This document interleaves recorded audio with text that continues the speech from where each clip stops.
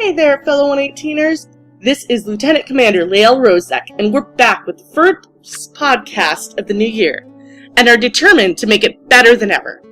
Joining me today as my co-host is Jay, who writes for Lieutenant Commander Maxwell Traenor, the first officer of the USS Constitution B. We'll be getting to know him throughout our show. Thank you for joining us, Jay. Well, it's my pleasure, and I'm quite honored to be part of this first podcast of the year, and looking forward to a great time. Alright, so tell us a little bit about how you first learned about 118.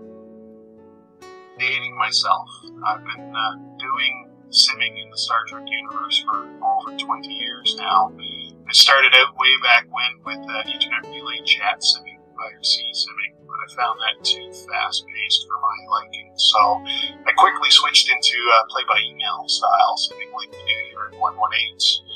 I've done that off and on through the years as life has allowed me to do so. And a few years ago, I found myself in a position to devote a fair bit of time to a game, and definitely a passion to write again.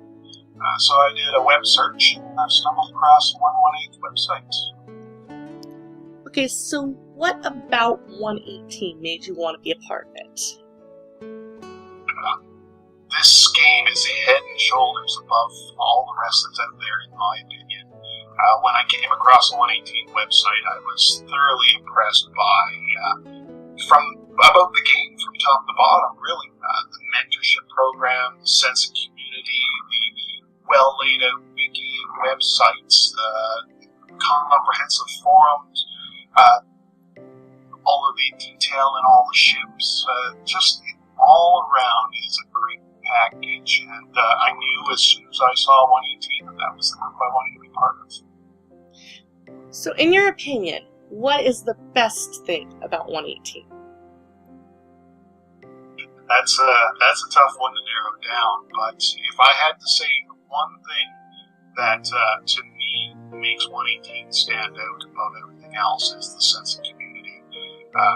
Everything about it, the collaborative wiki work, the forums, quite active, the sense of community, camaraderie, the constant activity on Discord, through chat. It's just, there's a real sense of community and camaraderie about 118 that really makes it stand out. Okay, so we're going to jump straight into our fleet announcements. So the first thing we want to talk about is the 2018 web hosting donations. Thanks to the generous support of 118 members, we exceeded our goal this year by $200, putting us that much closer to our 2019 web hosting goal. Thank you again for all of your wonderful support, keeping our community alive. Next, we're going to talk about the Fleet Chat. Our next monthly Fleet Chat is set to occur on Sunday, April 8th at 10 a.m. Pacific, 1 p.m. Eastern, 6 p.m. London, 4 a.m. +1 Sydney, Australia time.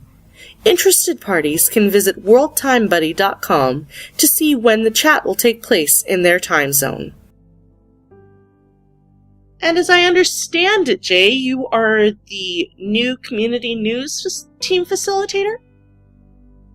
Yes, in training, co-facilitating the new community news team with Admiral Wolf. I had a chance to work with the Admiral when I took over the facilitation duties of the Top Sims contest, and was quite happy to be tutored by him through that. Did that for a couple of years. I was looking for something meaningful and challenging to do in the fleet, so that I could contribute to the fleet in a meaningful manner. And Admiral Wolf was kind enough to offer to tutor me again, this time in the community news team. So it's a work in progress. It's definitely an important group. A lot of activity associated with that, but it's a great challenge, and I'm really looking forward to giving it my all. And so, is the community news team looking for new members? As always, it's such an important team team. It helps with keeping us relevant in search engines by having new content posted every day. And we're always looking for new members, whether it be one-time contributions or regular contributions. And it really is a small contribution that each person needs to make, half hour to an hour each month. We have a lot of resources to help you out. We have a comprehensive wiki page that gives ideas for articles, gives style and content guidelines to help guide you. And definitely, if you're looking at something to do and want to give a little bit of time to something that really helps the fleet grow and thrive, consider joining the community news team. And Jay, for those interested in joining the community news team, where can they find information about how to join and how to contribute? Navigate over to the wiki page for the community news task force. All of the contact information and again, all the information required for being a part of the group is on there, and we'd be happy to have you join us. Alright, so these last 2 months have seen an increase in Academy applications, with new writers joining us and a few returning writers being welcomed back into the fold. November of last year saw 9 writers graduate. Here to introduce, and in some cases reintroduce, these writers is Commander Kelrod, with a list of graduates from November and December of last year, as well as January of this year. Hi, my name is Commander Kelrod from the USS Veritas. We've been fortunate to add several new officers to our ranks these last couple of months. Please give a warm welcome to, in November, Sam Braddock of StarBase 118 Ops, Logan Liu of the USS Atlantis, Dave Young of the USS Constitution, Gojigobo Firehook of the Duronis 2 Embassy, Zoe Cade of the USS Blackwell, Sakur of the USS Blackwell. On the month of December, we had Serala of the USS Atlantis, Bash Dia of the USS Atlantis, Tariq of the USS Atlantis, Justin Cook of the USS Atlantis, David Knight of the USS Atlantis, Tvena of the USS Veritas, Wilhelm Bosworth of the USS Gorkon. Finally, on the month of January, Kazak of the USS Gorkon, Sion Jan of the USS Atlantis, Derek Mulligan of the USS Constitution B, Ishmael Aldo of the USS Gorkon, Solok of the USS Veritas, Ferrier Lanta of the USS Gorkon, Kolbat of the USS Blackwell on the Andaris Task Force, Grosnin Smith of the USS Blackwell on the Andaris Task Force, and finally Talas Tkoro of the USS Blackwell on the Andaris Task Force. Thanks to our wonderful training team for all their efforts these last couple of months, and welcome to the fleet, ensigns.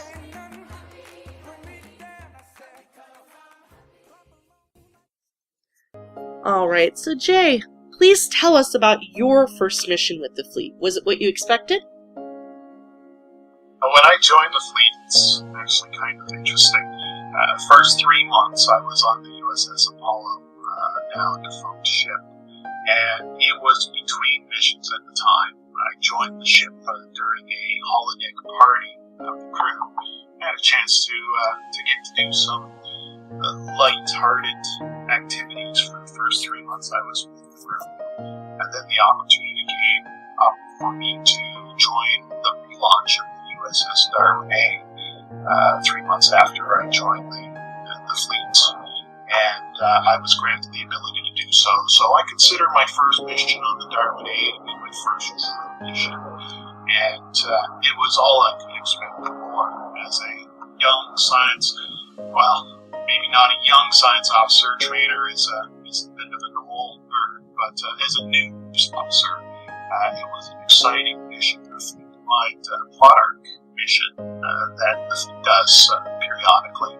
We haven't done one for a year or so yet, but at that time it had to do with fissures opening up through the quadrant and threatening the Federation and other members of the Alpha Quadrant, and was to rescue a freighter caught in one of these fissures, as well as mission parameters of contributing to information to close these fleet fissures across the quadrants. So it was a really nice, meaty mission to start off on as a science officer, and I really had an enjoyable time with that. Alright, so for our new cadets who are now ensigns aboard their ships, what advice would you give them as they settle into life there? Do not hesitate to reach out to anyone and everyone for assistance and advice, whether that be from the mentor that you were assigned on your ship, to your commanding officer or first officer on the ship, the department head, or even your crew members on your ship, as well throughout the fleet. Keep in touch with the other cadets that graduated from your course, and follow their careers as they follow yours, and lean on each other for advice. Whether in your duty post forum group, check in on there, really just use the resources that are out there. We're all here to help you succeed and thrive in the group, and just lean on every resource you can to help you get comfortable with the game. We've been fortunate enough to see some of our members take the next step in their career with the fleets. These members have grown as writers and as leaders in our community, with the added bonus of seeing another nib on their collar. This next segment acknowledges their accomplishments.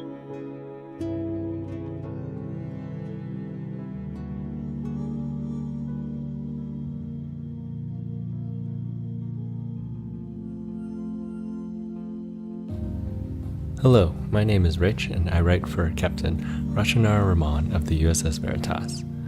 Promotions are always an exciting time, and we have a few officers to congratulate for their promotions, which occurred in the months of September 2394 through January 2395. Let's give a hearty congratulations to the following individuals on their promotions. In September, Jared Thorin of the Andaris Task Force to Lieutenant, Colleen Bancroft of the USS Gorkin to Lieutenant Junior Grade, Sarah Zaella of the USS Gorkin to Lieutenant Junior Grade.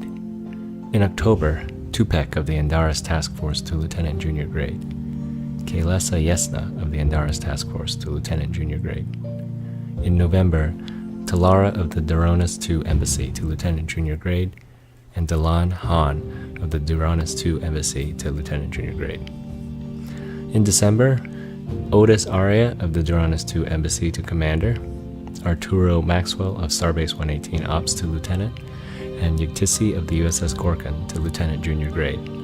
Finally, in January, Lael Rosek of the USS Veritas to Lieutenant Commander, Evan Delano of the USS Veritas to Lieutenant Commander, Luna Walker of the USS Veritas to Commander, Torin Raga of the USS Atlantis to Lieutenant Junior Grade, Valen Dermont of the USS Atlantis to Lieutenant Junior Grade, Christopher Lambert of the USS Atlantis to Lieutenant, and finally, Femi Katan of the USS Atlantis to Lieutenant. Congratulations, everyone.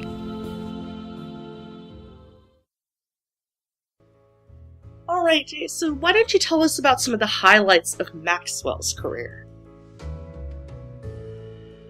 This guy has been around now for about 3 years, and I got more highlights than I could list here. Trying to narrow them down is going to be fun, but I had some really great adventures with Maxwell in a personal manner. He had a relationship with his captain, Renus, played by James, who's now Fleet Admiral, actually. That led to some very good writing that we were able to share with the group. Maxwell actually led a mission where he had to rescue Renus from a deviant hunter. For those who don't know, Renus is a Janai, which is a gender-neutral species, and they are considered to be deviants if they adopt a gender stance, which Raz did. And Deviant Hunter had kidnapped Raz, and it was up to Maxwell and the rest of the Darwin crew to go on for escape, and that was quite an involved mission, a lot of fun, and I really enjoyed dealing with the drama. Alright, so what would you consider to be your proudest moment in character? Oh, proudest moment in character. Maxwell would lean on his subordinates. He really is the type of character who likes to pass on to those around him, I believe, or at least I try to do that. And there's been one or two instances where he was able to do exactly that with one of his colleagues. One mission, we had a scientific discovery, Maxwell and one of his colleagues, John Valdivia, and writing a paper on that mission, actually, and it's listed on the wiki as a scientific journal. Alright, so let's get into this. What 3 qualities do you think every leader should have? This sounds like a commander exam question to me. Definitely what I look for when I try to emulate the leaders that I've had, both in this game and in real life, is integrity and 3 qualities, hey? I like integrity. Let's just stick with one. No, just kidding. Integrity, definitely need passion. And a touch of humility, too, I think is always good. It helps to keep a leader grounded and gives subordinates something to aspire to. Alright, so what advice do you have for our writers in the community who had a little bit of time to kind of transition into the fleet to find their place, for those that are looking to move up in the chain of command? The interesting thing about joining, or not joining, but rising up the chain of command in 118 is that there are resources there for you. Just like when you're a new ensign in the group, there's tons of people who want to see you succeed and thrive and accomplish your goals, but as a potential leader, you also have to show initiative and drive. So the most important thing that I'd say is speak to your commanding officer. Let them know your interests. Let them help you establish the skills and the prerequisites that you'll need to rise up the ranks and become a command member of our group. Definitely reach out and use the resources out there. Everybody is there to help you and see you succeed. Lean on those people and let them help you. Excellent. So for our next segment, this is the one that a lot of people really look forward to. It's the sim reading. We have some fantastic writers in our community. While individual storylines can be a thing of beauty, it's even more amazing to see 2 writers connecting to create a moving scene. Our next clip shows why 118 is one of the longest running groups on the internet.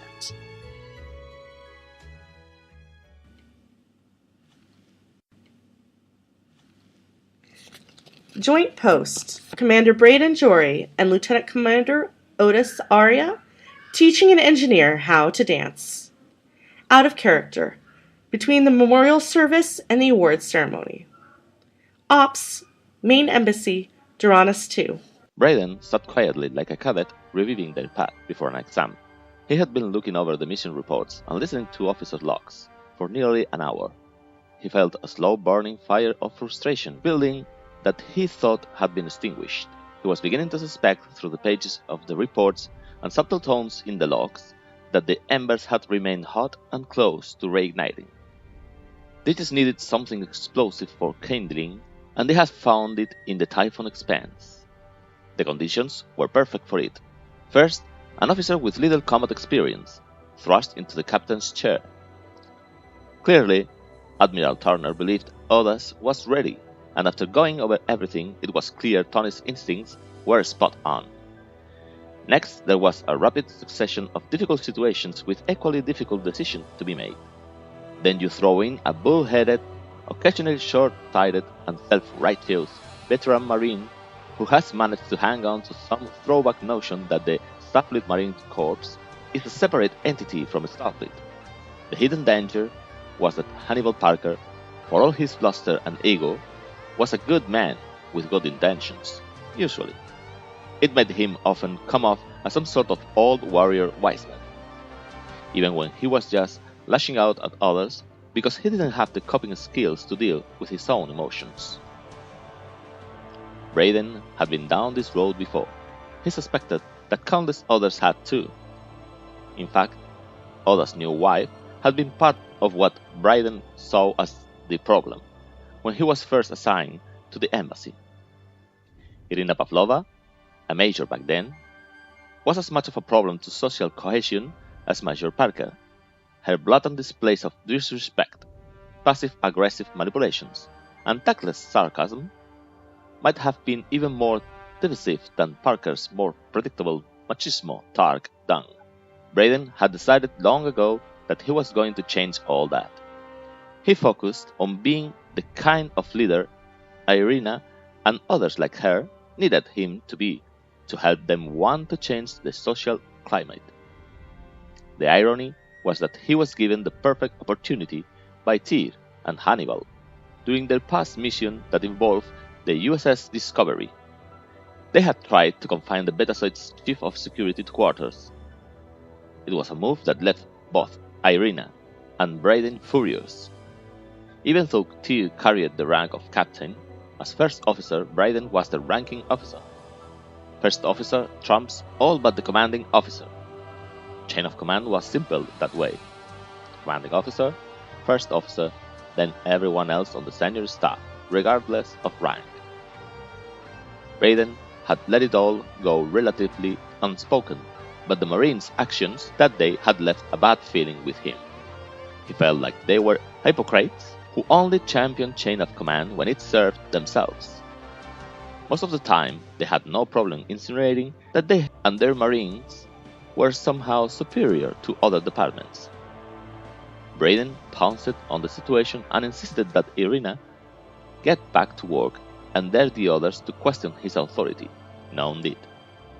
It wasn't entirely a game changer, but he was convinced that that moment set up a series of events that would ease the tensions with Irina. Looking at the reports, he was sure, now as he was then, that Oddas now needed a moment with Parker. Moreover, if the divide between Green and the rest were to be breached, it was now Aria's responsibility, as the embassy's executive officer. They were her crew now. Brayden believed that if anyone could pull it off, it would be her. She had a way in that he and all those before him didn't. Irina. Executive Officers' Quarters, Main Embassy, Doranus 2. Aria was in her office, looking over the sensor data from the new sensor relay coming in all the way from the Typhon Expanse. Rather, she was trying to, if she was honest with herself. She had left the memorial to come here, where she was supposed to have a meeting with Ertril, the closest thing they had to a chief engineer. But she was thinking mostly about the service and the men she had lost. Any other day, the engineering challenges of the embassy, with its 3 starships, the base, new sensor grid, and now what was sure to be their point in the design and construction of Anchorage, would have been enough to keep her engaged, distracted even. Today, she was thinking of one large set of problems looming over her she never considered having to need to deal with. Commanding people around her, who she was realizing she had little in common with. Instead of diving into initial station design specifications or marveling at the sensor network, or even reviewing repair estimates. She was rubbing her nose ridges and thinking about one man in particular. Jorey to Commander Oddas. But the serious mood he was in, Brayden's tone was pleasant and downright people. I thought I could debrief you on your mission and offer a little stress relief at the same time. Sir, respectfully, as much as I would love to get my nails done or get a new dress, I don't think I have the time this morning. Brayden laughed. The Bajoran had a pretty good read on the betting side, and under most circumstances a spa day, shopping trip, or some form of extravagance and hedonism would be his go-to offer. However, under the circumstances and with the subject matter, he had other ideas. Actually, I was thinking a holosuite, just a simple sparring program that I'd like to share with you. As Brayden often did, he made the question sound more like an order. Dress in your team best, Commander. She looked at the sensor data and the time and back at the sensor data. Pretend to look at sensor data or go get my butt kicked. In truth, Aria liked Jorey, though most people assumed she wouldn't. Like most introverts, Aria didn't mind being around people who projected energy, as long as it wasn't too many of them at once, and as long as they understood where boundaries were, and they could tell when she had had enough of them, and they could draw some attention from her, and they didn't mind her lack of social graces, and weren't offended when she didn't know what was supposed to happen next. No, didn't mind at all, as long as all those conditions were met. Aria had wondered if it was telepathy or just personality that made him a natural at those things. In any event, maybe some time with him would be good now, before she was supposed to get up in front of everyone. She tapped out a message to Artrell canceling, then hastily added an apology. Artrell wouldn't be offended by her canceling an appointment, but Aria needed to practice her social graces. My gym best is my gym only, sir. I'll be there in 10? Just wear something comfortable. See you there. On her way out the door, she realized she had just made an appointment to get beat up. Outside Holosuite 2, Dronis 2 Embassy. Aria stood next to Brayden and peered at the Holosuite console, unsure what she was seeing. The truth was, even if she knew what she was looking at, she'd be nervous. She had been sparring with Arena on a regular basis, and she was better than she had been, but still felt inadequate against all but the most basic opponents. Sir? Respectfully, what is this? It's a multidisciplinary combat training program based on some of the basic principles of Tasa Akai. It's not just an excuse to knock me down some more? Actually, the first lessons are all about how not to be knocked down. Brayden laughed as he set up his work-in-progress program into the console outside of the suite. Also, in Tasa tradition, we will not spar with each other, but will often cooperate together. We will spar with only holographic adversaries, so no. He moved up and away from the exterior console and smiled at Aria. I'm not here to knock you down some more. Generally, I would just avoid the other person and not get knocked down at all. Brayden stepped over in front of the door, causing it to slowly open. Brayden led them into the holosuite, and once they were both in the large door closed behind them, they stood in a small clearing, thick, colorful jungle. Behind them, an oppressive verdant mountain ahead of them. There was a small level of area, a few feet from the base of the mountain. From the platform, there were a set of carved-out stairs that wrapped around the rock face and led higher up the cliffs.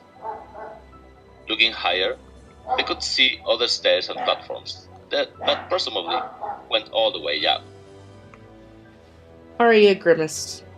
She did not appreciate being outdoors.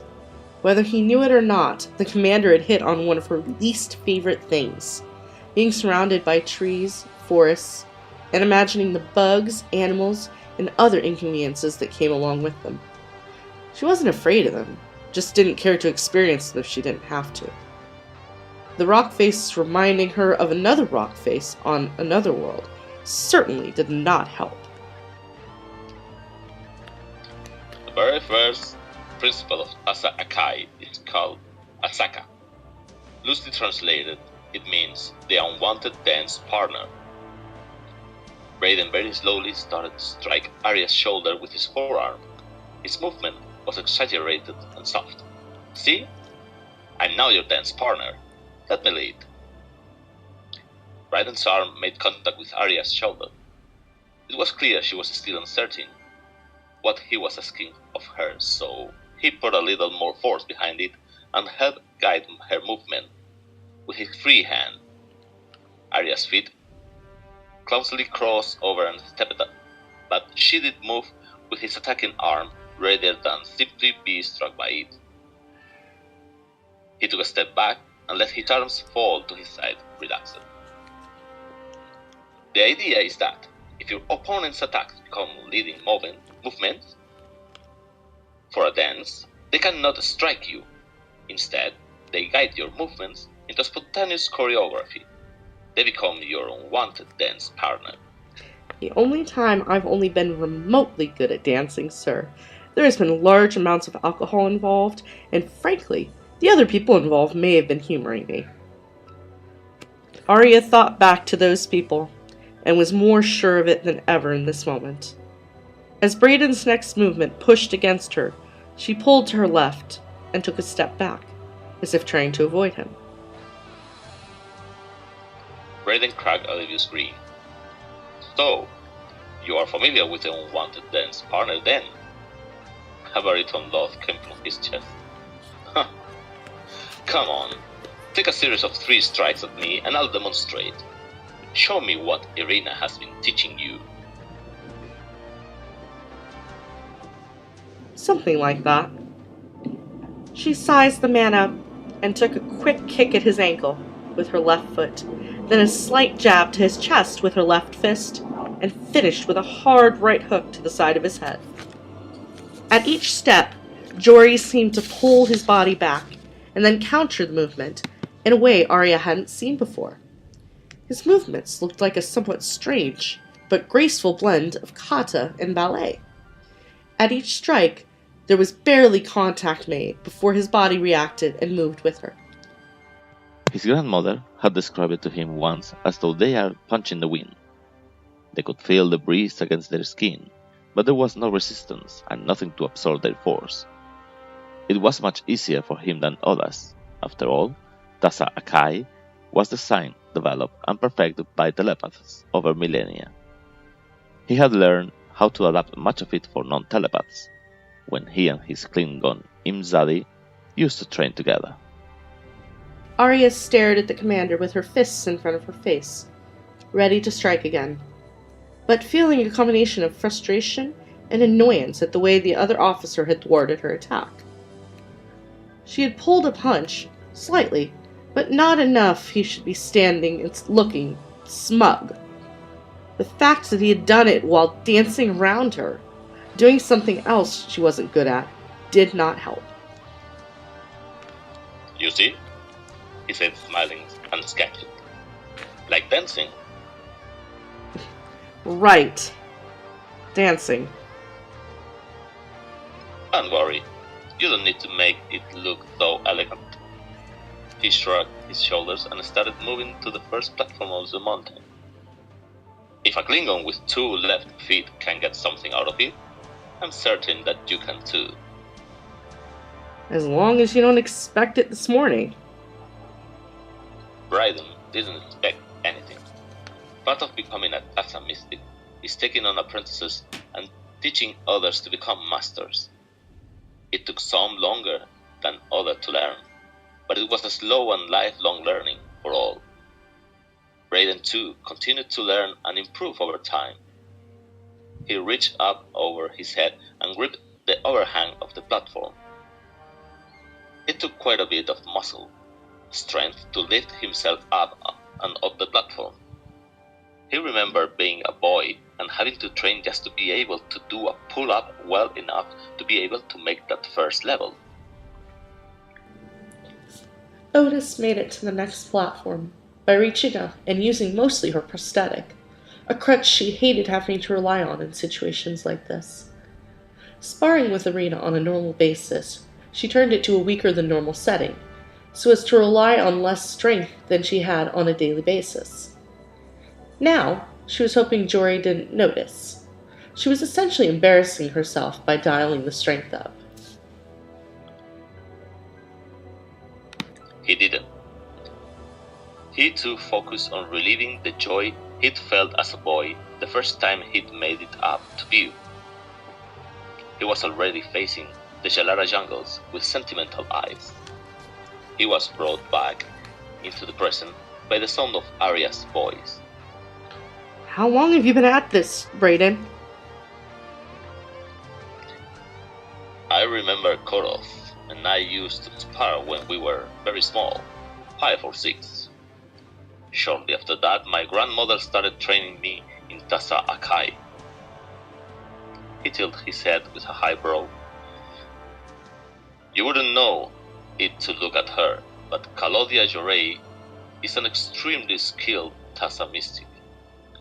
I know a story that has my grandmother taking on multiple opponents during the Dominion War and vanquishing them all on her own.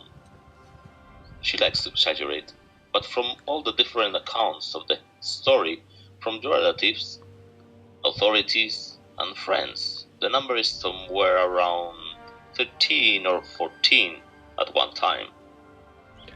Aria knew the type well, from her own planet's history. As much as she disliked her own family, she had never doubted her mother, father, and grandparents were heroes of their own occupation. The women I came from are all fierce fighters, some by choice, and all in different ways. I would never underestimate anyone. Always a wise position to take. Assume everyone can dance and fight better than you. It will not only prevent you from underestimating someone, but will propel you to want to be better. Brayden opened his arms and took on a relaxed posture to signal they were ready to begin. Irina and I will make a fierce warrior woman of you. Shouldn't you assume I already am one? She tried to roughly match his stance. I've seen you then, Commander. He was just able to stop himself from jiggling. We're going to start there. Don't worry about copying my movements. Brayden moved to stand beside her, not opposite her. Just focus on getting your feet and body to match where mine end up. We're only going to cover 3 basic movements today. Stepping forward, stepping to the side, and falling down. Brayden demonstrated the 3 movements. One was sliding his foot back. One was a lean back and to the side. And the last was a half pivot by moving the back foot forward to become the lead foot. He repeated the movements many times with both the right and left foot starting forward. Once he saw that the movements seemed to become more natural for her, not particularly stage ready, but smooth in their own way, he started putting 2 movements together. Aria admitted to herself things were beginning to feel a slight bit more comfortable. Of course, she was still having to think about each movement as she did it. She thought she probably looked like a fish flopping around on land. Admit it, you're enjoying this. Of course. Brayden stopped and sat down on the smooth rock to stretch. But not for the sadistic reasons you are implying, Aria. It brings me a special kind of pleasure, helping others to improve or succeed. And that's why I wanted to see you today. I've read the mission reports and have listened to many different officers' logs. It seems like it was a pretty tense mission, both from outside and from within. She took a deep breath.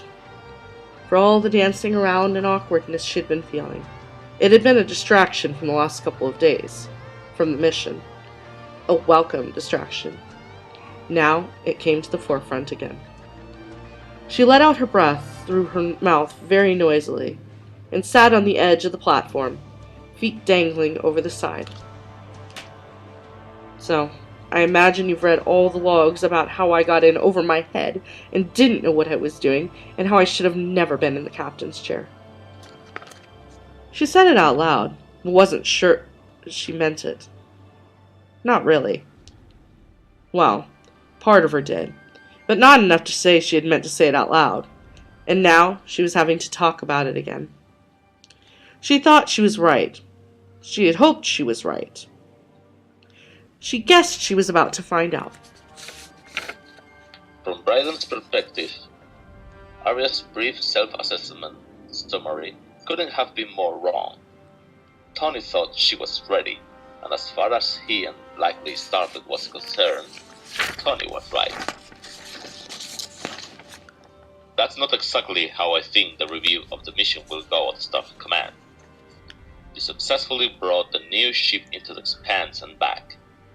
You somehow managed to travel some ridiculous distance and end up in some other galaxy that I'm sure astrometrics will be spending the next little while figuring out where.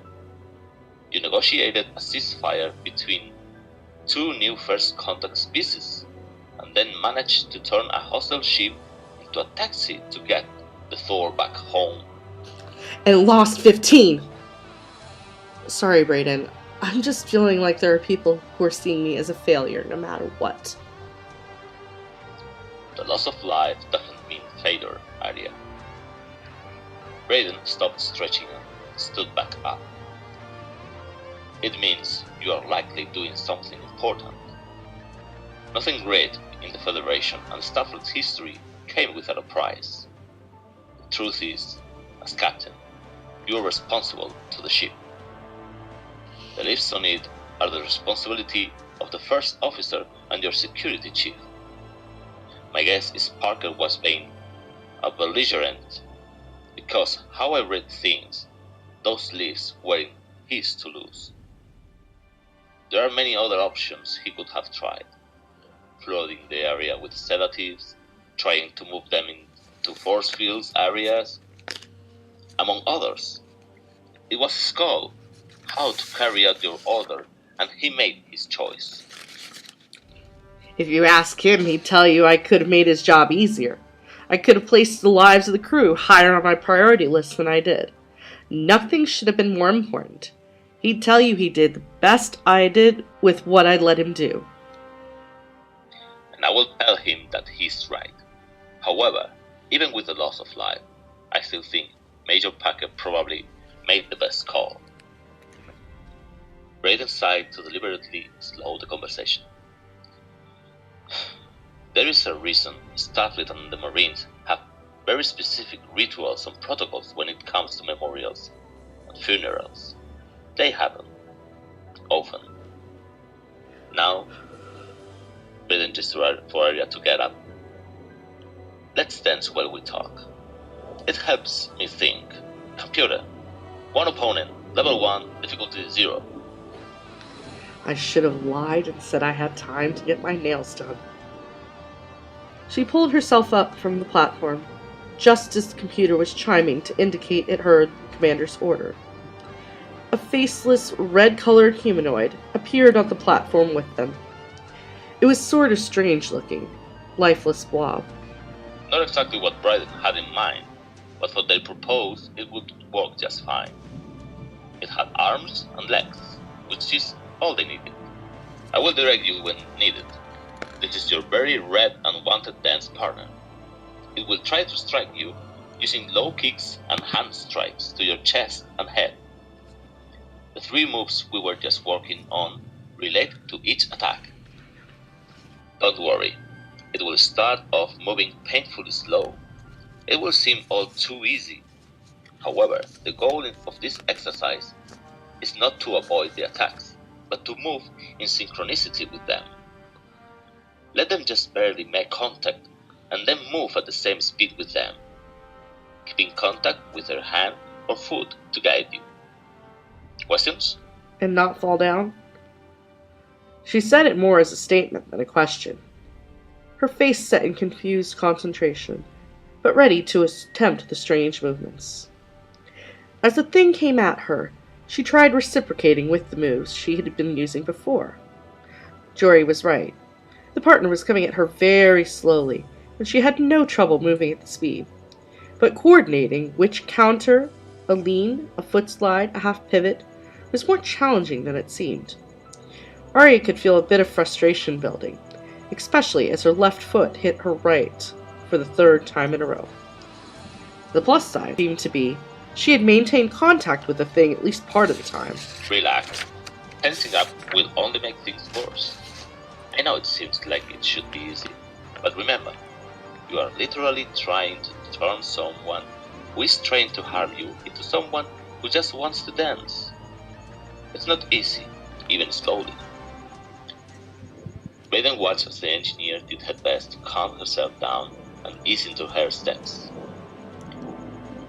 As for Command, and someone like Parker, it's the same story. It seems like it should be easy, but it's not. As for Parker, he's someone very hostile that you have to work with like an unwanted partner. With all due respect, I think he'd rather shoot me than dance with me. He thinks I didn't open fire on the enemy vessel because I was afraid to, that I didn't want to unleash hell on both ships, because I just held them in higher regard than my own crew. She grunted as she messed something up and took a blow to the shoulder. He thinks I'm some sort of pacifist or coward. Never mind, I gave the order to stop the invasion and didn't tell them how. I knew what that meant, killing a bunch of them. What do you think he thinks of me, or Irina? It doesn't matter what they think. The only opinion that matters is your own. Listen to your own conscience, and continue to follow the path that got to Command in the first place. So my plan of just goading him into punching me and then throwing him in the brig is probably not the best? Probably not. Brayden laughed because it was an easy scenario to imagine. Just try to keep in mind that while he may be adversarial, Major Parker is not your enemy. She wasn't dense. She knew she didn't understand people, but she also knew a metaphor when it was literally trying to punch her in the face. She pulled her shoulder back just as the faceless thing fighting her began to push against it, lightly, and she could have sworn the thing tripped as it found no resistance. She allowed herself a small smile. Maybe she would get the hang of it after all. Jorey stepped in and began guiding her movement, and the opponent seemed to be combining his attacks in ways that were different than they had been moments ago. They didn't seem much fast, or possibly Aria was getting the knack for what she was doing. She was paying attention, but she was also thinking of some of the Marines she knew. Starfleet Marines on the base like Eris and Kingsley, who had not only been major assets to her during the recent uprising, but had done so in a way that made her think of them in a different light than Major Parker. Until recently, her experience with them, and Parker for that matter, had made it seem like they were on the same page, working for the same goal. Now, she wasn't sure Major Parker wasn't something entirely different from Lieutenant Arias and the others. Maybe a little too brutal. Hannibal is definitely not your typical officer. He seems like some kind of Terran throwback to a much more violent area, like from a time before Irina. It seems like war is in his blood, heart, and mind. He is a telepath. I'm thinking of some of the Marines that I've worked with on the base since I've been here, the ones that helped me secure the embassy. It's hard to put my finger on. I was just realizing I would be more comfortable sending some of them into a room of civilians than the Major. Sir, you better not let my wife catch you with your hand there. Kissing his teeth as he forced Aria to open her hip. Focus. Besides, something tells me Irina is more confident in what you two share than that. As for Major Parker, Starfleet goes to war and Starfleet need warriors. The difference is we are the type that can be warriors when there's no other choice. Hannibal is a warrior because it is his only choice. Aria thought about what the commander said as she went through some of the more strung together move combinations. After a few moments, she stopped and pulled away from the opponent, letting it automatically go into a dormant mode. Or at least something not attacking her. Brayden moved away and sat down cross-legged again, as Aria collected her thoughts and then spoke, pacing like she did often when she was nervous. She could also feel herself rambling a bit. She didn't know if it was helping her point or not. Sir, I left Bajor to get away from people who didn't know when to put their weapon away, who knew only how to pick them up and shoot people. It wasn't just my family. It was an entire circle of people. I could have stayed there and tried to convince parts of the militia to change, to try and move past the mentality they needed to shoot first and figure out why they did it later. But Starfleet seemed the better option. I'm more than a little appalled to find some of that same attitude here. You're not alone, Aria. My people, mostly pacifists, had to become warriors. They had to become an army during the Dominion occupation and war. Warriors of necessity. Even though there are some that struggle to return to life as it was before, I feel it's safe to say there are none like Hannibal on Betaset. The same thing happened back home, and I know. She thought of Ijos. Some who easily switched back to normal life. Her face bunched up. But truthfully, I always got the impression they were pressed into service to begin with, and people I had more common ground with, people I could trust, and who actually felt they could trust me. Kilan's time of war is coming to an end. There will be little room and even less patience for barbarians. With the Typhoon expands and the Thor, warriors will have to become explorers and adventurers. Somehow, Parker and those like him will have to change or be left behind. Let me guess. It's up to us to help him with this. Do you really think an engineer in a red shirt has a chance of pulling that off? She looked at him skeptically. Her own people issues aside, she didn't see Major Parker being open, listening to her about anything at the moment. Or any moment. Brayden knew he might as well as have been asking for Tilan's 2 sons. But as much as Hannibal may have been an antagonist in his life, he cared for the man and his family. A year ago, would you have thought a flamboyant reader would have figured out some way to get through to Irina? He gestured for the pacing Benjamin to sit with him, his smile trying to reassure. I'm sure Hannibal will prove challenging, but yes, I think an engineer in a red shirt can pull it off. Aria sat next to him on the rock face and gave it some thought as she leaned back onto her arms. The Betazoid wasn't afraid of people, sir. I'll try, if the Betazoid is willing to back me up. Of course I will. I'll always have your back, Aria. I think you will be able to reach Hannibal in a way I never could. You see, I'm great with people, but bad with machines. Brayden took his friend's hand as he spoke, looking deeply in her eyes with genuine kindness. You are the yin to my yang in that way.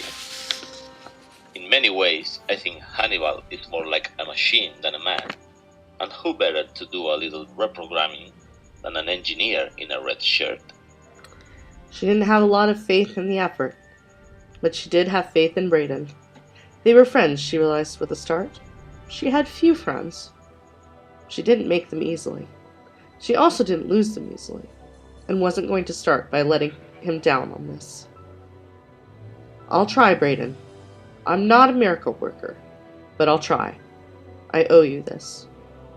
She thought about it for a moment. I owe him this.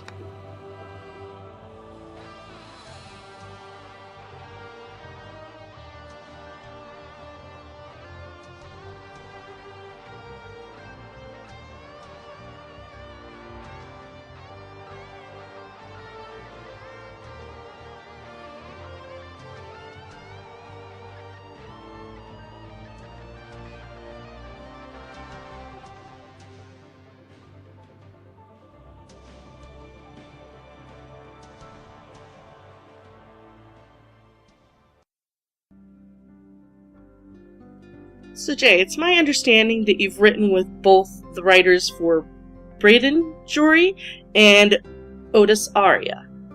So tell us a little bit about the work you've done with them, and about them as writers. I've had a chance to write with Brayden and Jorey when we served together on the Darwin on 2 separate occasions. And I might be a little bit biased for Sean, the writer behind Brayden, because he's a fellow Canadian.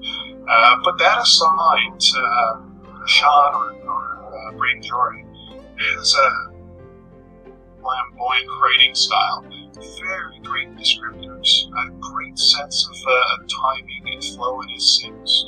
I really respect the way that he formulates his sims and the method that he's discussed as far as putting together his sims and putting them out.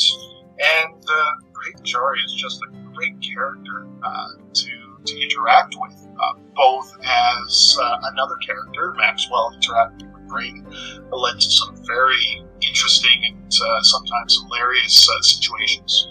And also writing with Sean as another writer is quite a treat.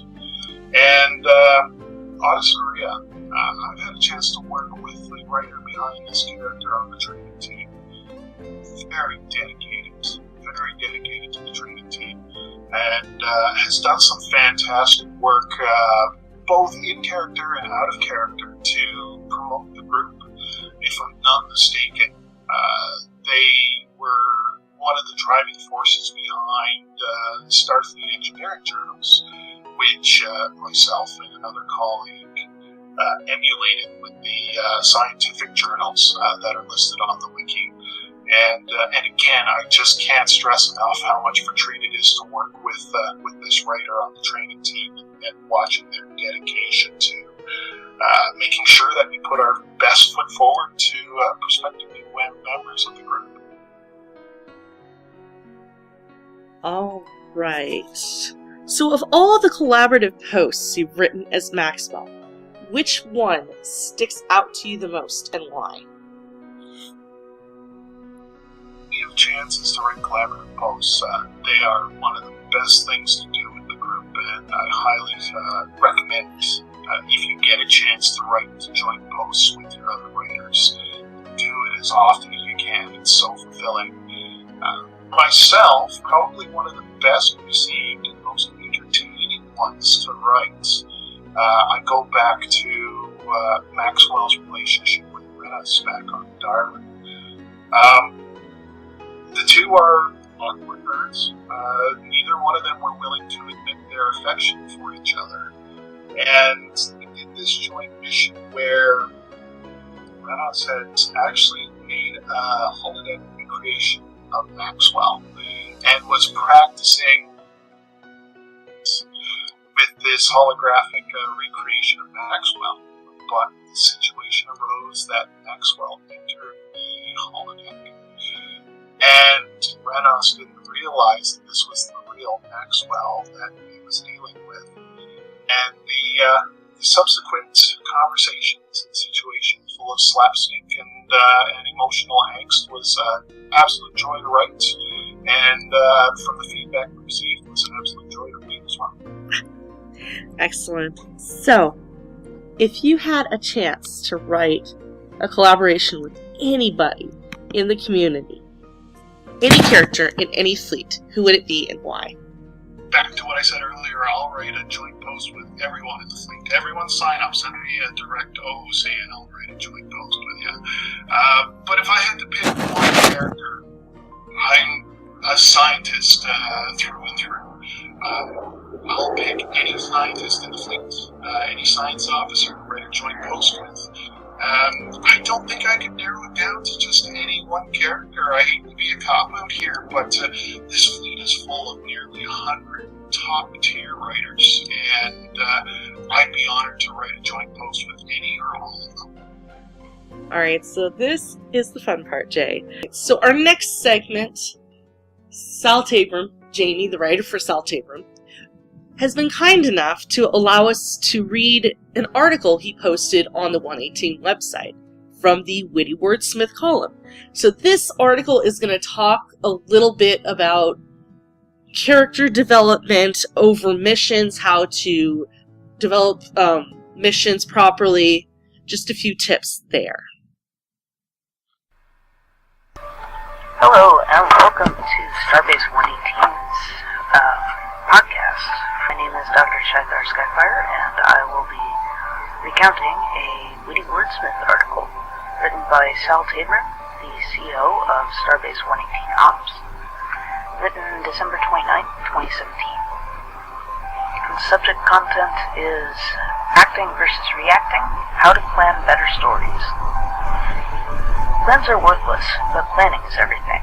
General Dwight D. Eisenhower. How many times have you gotten halfway into a mission or a story or a role-playing encounter and started to feel frustrated because you didn't have a sense of direction or your team wasn't working together as a cohesive whole? It can happen to the most experienced players and the best CEOs. Once a story starts to go off the rails, problems tend to increase as more players get frustrated and start reacting to what is being thrown out in the plot, and reactions often prompt bad decisions, and the situation can easily snowball. A lot of things can derail a mission. Maybe one team was cleverer than expected and solved a whole part of the story so fast the players portraying the adversaries tossed out some unexpected new opposition to entertain that group while the other teams caught up.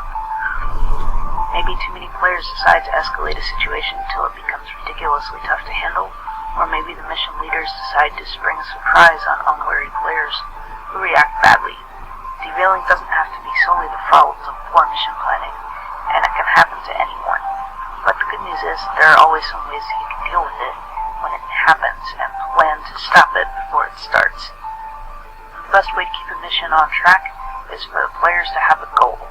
Goals are closely related to plans because they dictate how groups set up about planning. If the mission goal is to get information about Polonius Rex, the wanted criminal, and the player sense an impending fight while they watch Polonius, they may plan to avoid the fight and track Polonius through other means. But if their goal is capture or kill Polonius Rex, do not let him escape. They may feel that they have to wade into the fight no matter the risk. Fortunately, the goals are easy to communicate in mission briefings, and you can touch base with team leaders so they can reassert their team goals to their team in character. For the full article, go to www.starbase118.net/category/writers-workshop.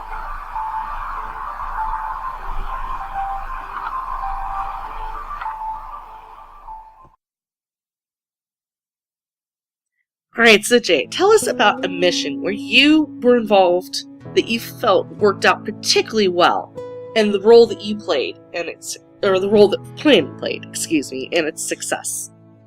I've been fortunate to be a member of ship staff on 3 separate ships now, and it's allowed me to see the inner workings of mission planning and mission execution, as well as seeing different styles. Each commanding officer, each ship staff brings a different dynamic to the table, and there's no right or wrong way to plan it successful. This mission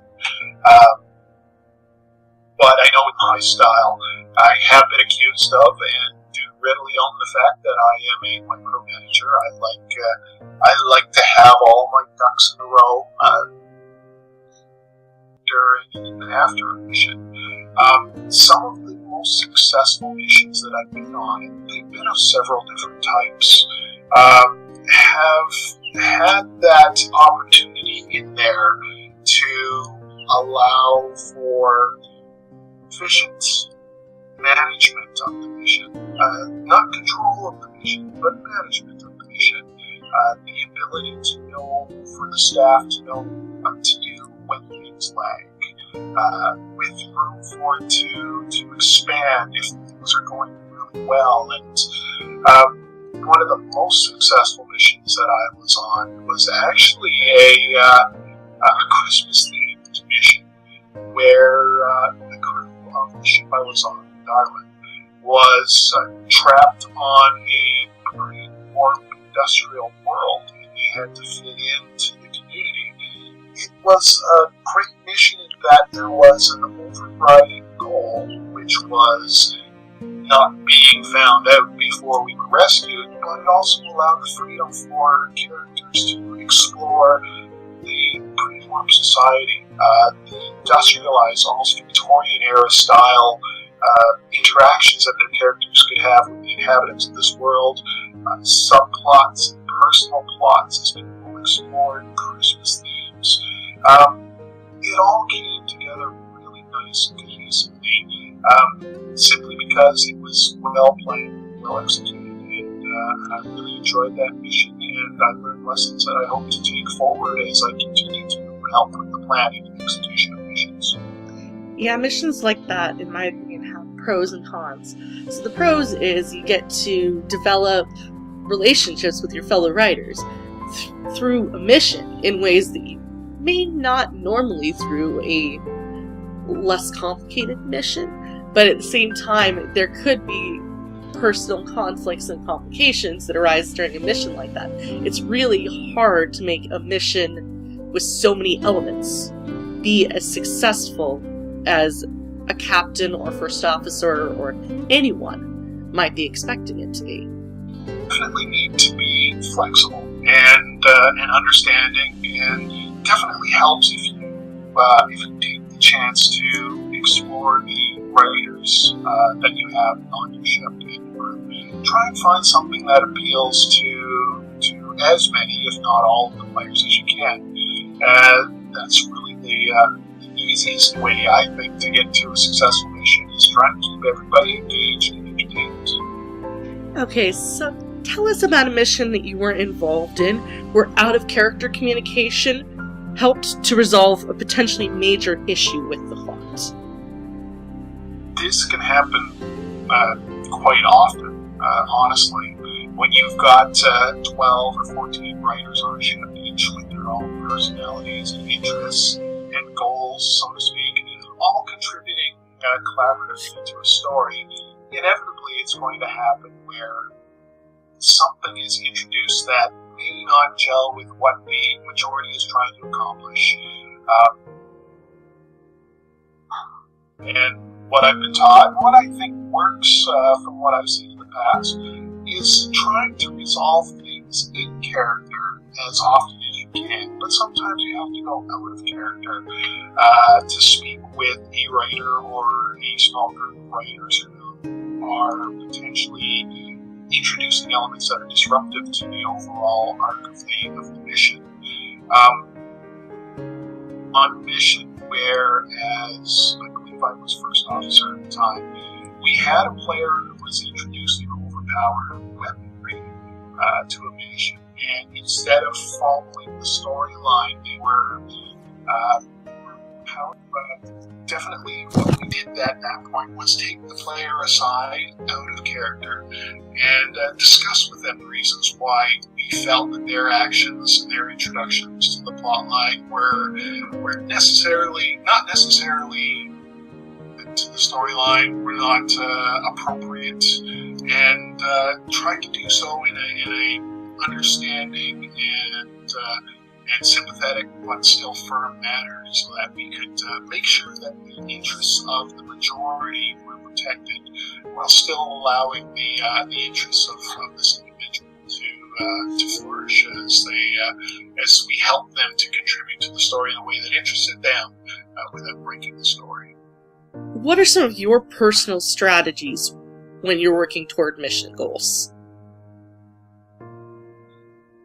That's, of course, it's all dependent on the situation, but generally, my goals, my strategies are trying to enable other players to find avenues to work towards the goal.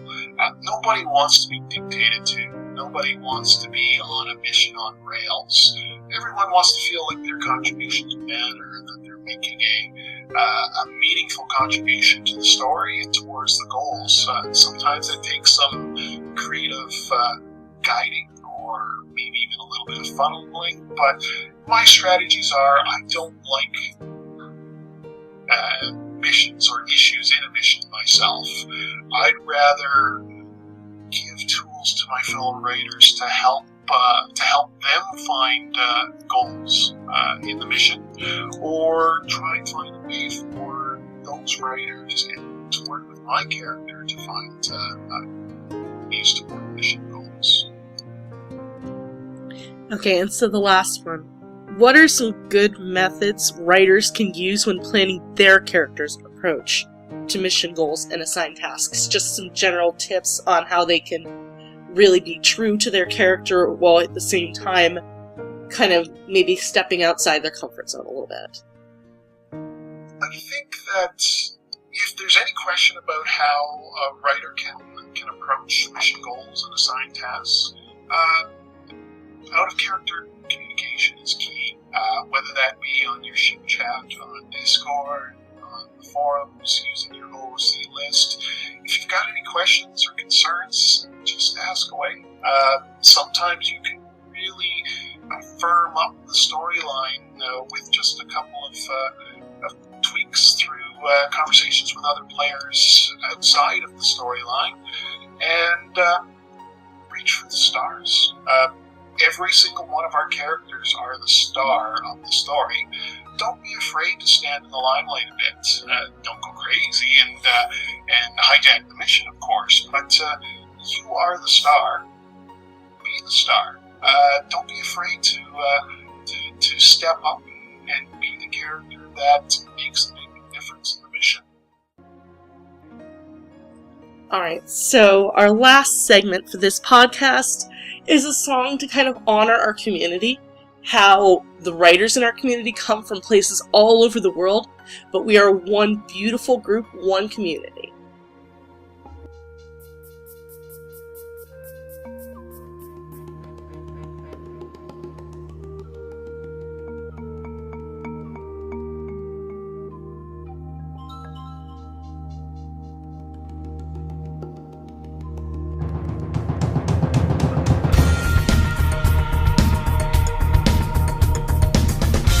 Invest your heart in what you most believe in. Many places, one community. Trust your friends, let the stars decide to protect these lives we see. A universe within our reach, full of many worlds to see. A complex life, so worth the fight. Together we navigate the path now. Many places, one community. Trust your friends and let the stars decide to protect these lives we see. Beneath the shelter of the stars, writers' minds can create here. A simple thing they write with glee. Raise your pen up, write high the goals. Take inspiration from books that stir you. Write high the tales, read along the lines. A new tale is writing, but dangers aplenty here.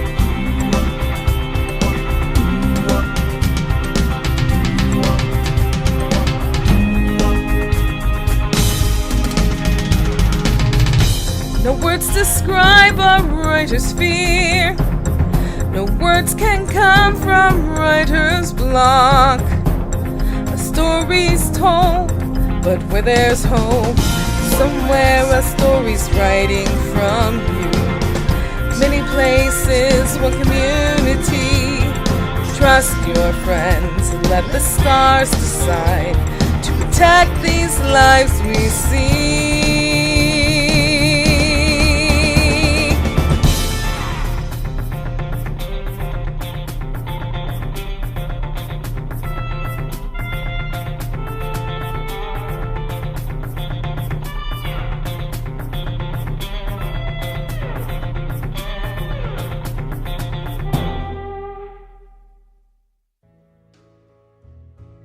Alright, so Jay, tell us about some of the character development plans for Maxwell over the coming year. This is going to be a very exciting year for Maxwell, and for me as a writer as well. I'm just about to embark on my practical commander's exam, where I lead a mission on the Constitution. With the end goal being a promotion to full commander. Once you're full commander, then you're considered a full and contributing member of the command staff of the fleet, and that's something that I'm really honored and excited to expand on as far as my role goes. I have a lot of faith and love in this group, in the fleet, and I want to do what I can to really contribute the most to it. And I think that the best way for me to do that at this point is to continue along the command path and continue to be a strong contributor to the group. Alright, so where do you see yourself 2 years from now in relation to your role within the fleet? Lying if I said I didn't want to be a captain. I think being a commanding officer of an installation in the 118 fleet would be a true honor, and I would really like to push towards that goal. It's not a rush for me. I'm not looking at the goal. I'm simply looking at that as being a tool to help me to contribute again to the fleet in a different role, and I'd be excited for that opportunity. And I think within 2 years, it's possibly a realistic goal for myself to be a commanding officer in the fleet. I know that there's a lot of writers out in the community who don't understand that reaching the role of captain is a long process. It's something that if a writer wants to really do that role justice, it's going to take some time. I know with my path to Lieutenant Commander, it's taken a lot of time and patience. And so that's something that any writer out in the community who's looking to hit that higher rank needs to take into consideration. It's going to take some time, it's going to take patience, and you may be told, have patience, when you don't want to hear it. But if you have the drive, the perseverance, you will get there. And you will, and again, it's about becoming a contributing member of the fleet, helping new writers who are coming in, being able to give those writers a comfortable writing environment. That's one of my personal goals in becoming a higher ranking officer, is to be able to provide an environment where writers can feel comfortable, where they feel they can contribute to the storyline and actually be valuable members of the fleet. Very true, and this fleet has been around for over 20 years, survived and thrived where many others have fallen, and that's in no small part due to the fact that very important to ensure that there's strong leadership, reliable leadership. It's not something to be taken lightly or dealt with haphazardly. I know there's been a few times in the 2+ years that I've been on the command track where I've been a little bit frustrated with my progression or how onerous it was to move up the ranks towards commanding. But as soon as I step back and realize that the leadership of the fleet wants to make sure that the potential leaders of the future of this fleet are strong, stable, contributing members of the fleet and can can help us grow for another 20 years and beyond, I'm more than happy to make sure that I meet those requirements. And it's definitely something that's attainable for myself, for yourself, and for any other member of the fleet who's looking at moving up. Just remember that you're becoming a steward of the community as you move up the command ranks, and the role and responsibility involved with that it takes a lot of learning, and it's definitely well worth the journey, though. I've enjoyed it immensely. Alright, so what is one thing most people don't know about Maxwell that they would find very interesting? Oh, Maxwell is a character in every sense of the word. Most people don't know about Maxwell. He has never had a steady relationship. The closest he's come is a on-again, off-again flirtation with a former commanding officer, but he's been so dedicated to his work throughout the years. He was a journeyman scientist for 20 plus years before joining Starfleet and getting his commission as an officer. What relationships he just hasn't bothered. Interesting. So are there any potentials in Maxwell's future, or is it just still lone wolf for a while yet? I tended to shy away from the trappings of relationships, and that was actually one of the reasons why when I developed Maxwell Traenor as a character prior to joining the group, I made him an older individual. It's not that I don't like writing about the emotional aspects of relationships. I just wanted a character that focused more on his career and his aspirations as an officer. The right situation comes along, I could definitely write a character that has a strong scene happening anytime soon. He's not at that point in his life where he wants or needs a relationship. And with humans in the Star Trek world having a longer lifespan, it's not really a necessity either. We can always find a nice 300-year-old in a DeLorean or something and settle down at some point, so no rush. Alright. So is there anything else that you wanted to share with your fellow writers, either about yourself or about Maxwell? I think one of the most interesting things about Maxwell Traenor, this was my first attempt in over 20 years of doing this style to place a lot of myself into Maxwell. I've always written for aliens before, very partial to Bajorans especially, but Maxwell was a way for me to explore myself in a Star Trek universe, not necessarily in a narcissistic way. As anyone who has read or written about Maxwell, he's quite a genial and bumbling sort of guy. It's not wish fulfillment or anything like that. I just wanted to take the parallels of my life and put them into character form and see how that would work in the Star Trek world. Starfleet is usually all about young up-and-comers straight out of the academy, cherubic, excited. I wanted a seasoned, easygoing guy, laid back, already had a career under his belt and started a new one, and see how he would fit in the group. And it's been a wildly successful experiment as far as I'm concerned. He's an absolute joy to write about, and it's quite interesting seeing how many times I parallel myself in him when I'm writing. I have actually been with the fleet on and off for 12 years. I just couldn't stay away. But by far, Lael as a character is one of my most realistic, one of the ones that's the most true to me, which is interesting. I see aspects of myself in her, so I can completely get what you mean there. One of the best things about this is if you want to explore yourself as a person, this is a great environment to do it. It's a great environment to find out your strengths. You find who you are if you give yourself the proper chance.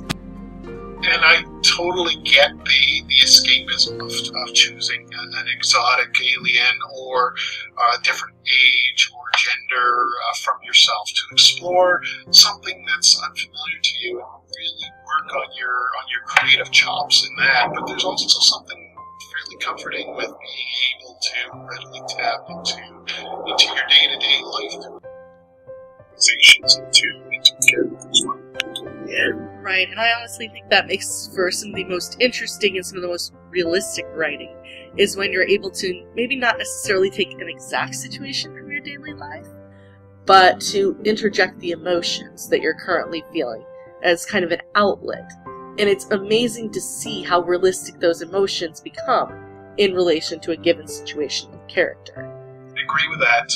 In my time with Top Sims, I noticed that many of the more moving Sims I came across through there and checking in with the writers of those Sims, they had tapped into real life experiences, maybe not as inspiration for the situation I wrote about, but definitely in expressing the emotions and the feelings that went into it.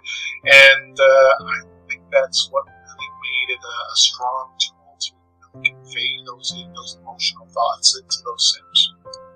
Alright, well, excellent. Thanks so much for joining us, Jay, and for agreeing to co-host this edition of the podcast. It's been a real treat to get to know you in depth, and we wish you the best of luck with your future with the fleet. Again, it's been an absolute pleasure and my honor to join in. Thanks so much for having me. Alright, fellow 118ers, look for our next full podcast coming in May.